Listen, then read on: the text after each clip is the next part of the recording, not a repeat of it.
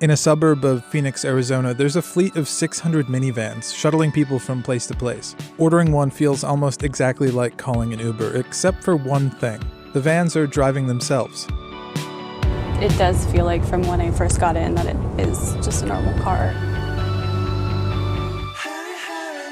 Their vehicles are all over our roads. I don't think you could stand at a street corner or drive a couple miles without seeing a Waymo vehicle. I know that some of this technology is scary for many of our citizens, but I think if you see other times in our economic arc, that this has really opened up new worlds for people and new opportunities.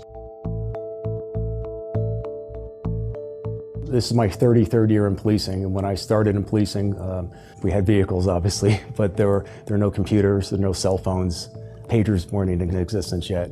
So to see this technology in relatively a short 30-year span is just absolutely fascinating. In 2004, the U.S. Department of Defense hosted a 142-mile driverless car obstacle course competition. The farthest any of the entrants got was a little over 7 miles.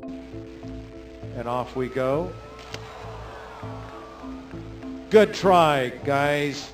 The next year, the DoD tried again. This time, 5 vehicles completed the course, but a team from Stanford did it the fastest. That Stanford team was led by a computer scientist named Sebastian Thrun. So I didn't anticipate this to become a race for speed. It's one of the most thrilling races ever.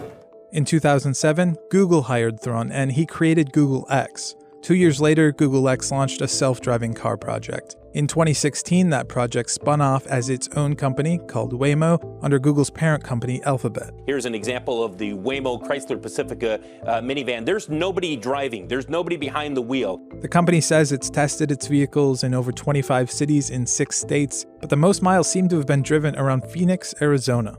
You get in the car and you have a seat and it has a start button. And it's pretty trippy when you see the fact that the car is driving itself. It's amazing to see how well the brain processes information as a driver, to see the car do the same exact thing. It's great to be a part of history. For my kids to experience, my daughter actually liked it a lot, didn't she? Right now, Waymo is doing 2 main things in the Phoenix area. Around 1,000 members of the community have access to its rideshare beta program, Waymo One. Users can summon one of Waymo's 600 vehicles 24/7 and ride anywhere within a limited local region. And these users are actually paying for the rides. It's not just a free demo.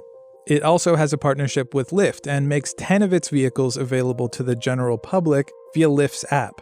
The biggest limiting factor is that it only goes in a certain defined area, mostly in Chandler and Tempe and maybe a little bit of Mesa.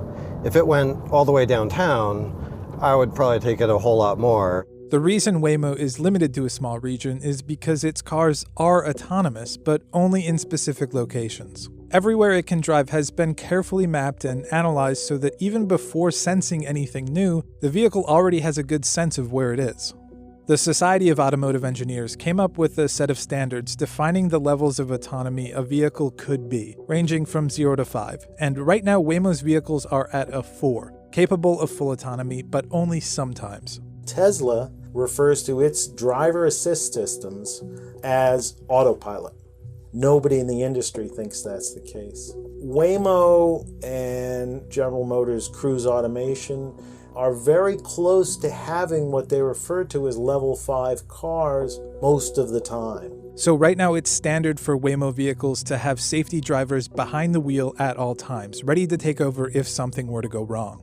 And beyond that, there's a team of support staff on call to help riders. The vehicles are constantly maintained by a team of people, they're cleaned by a team of people. While the driving itself is done mostly by a computer, the system is still dependent on human labor. Now, a lot of the business promise and also the hope for these machines, these autonomous vehicles, is that they eliminate labor and they eliminate the need for human beings to drive.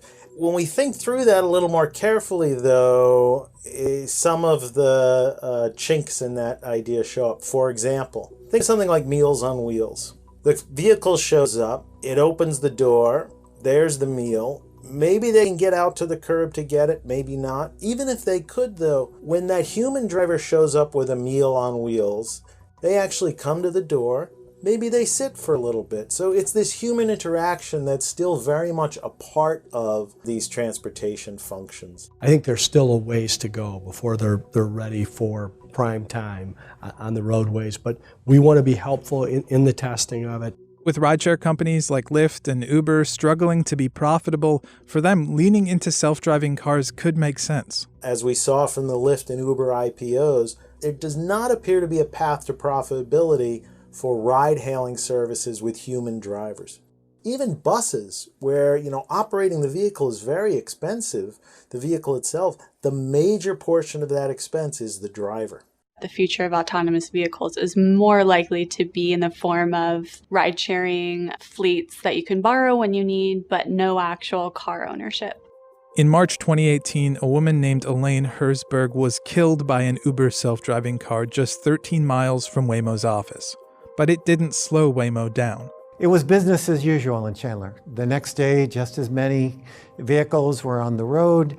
It was an unfortunate incident for another company, but again, Waymo has had an extremely conservative business model and safety protocols that they had really weathered that storm well. We were very saddened, of course, by what happened in Arizona. Our hearts go out to the family and all those impacted by the crash.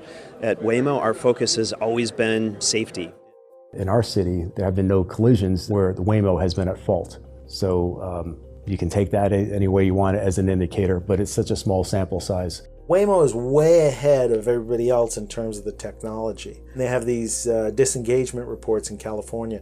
They disengage a lot less, a lot fewer times than anybody else. Please keep your seatbelt fastened until we reach your destination, and remember to take all your belongings with you.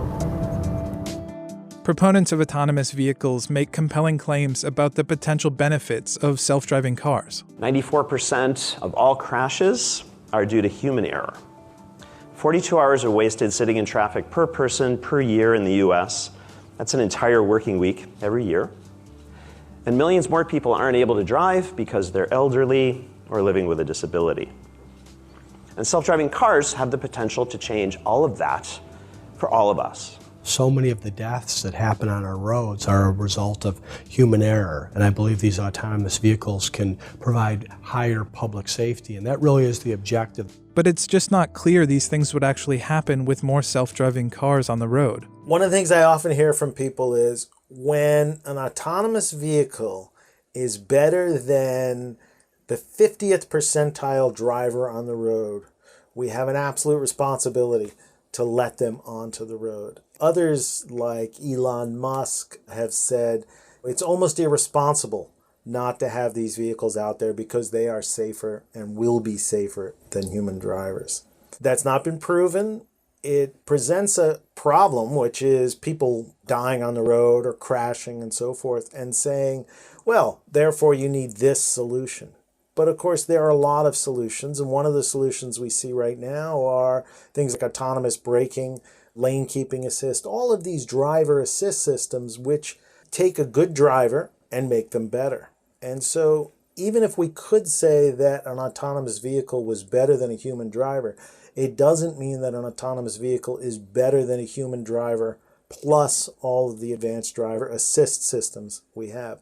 And if the goal is safety above all else, there are other less complicated things that could be done. For example, since speeding is known to be one of the top causes of car accidents, members of the European Parliament recently provisionally agreed to require all vehicles sold in Europe to include mandatory speed limiters. Whether or not autonomous vehicles are safer than human drivers is in a lot of ways beside the point. They're more lucrative than selling cars to people. They're more lucrative than selling rides driven by human beings. So while there are other potentially better solutions, updating infrastructure and making policy changes is never going to be as interesting to most people as cars that can drive themselves. I used to say a year ago that I was sitting in a diner and looking out the door at 6 a.m. and I saw in the span of an hour 12 Waymo vehicles. That was trumped about 6 weeks ago when I saw about 30 Waymo vehicles at intersections, and I don't know if it was a parade or whatever, but they're just all over our streets, and it's a good relationship.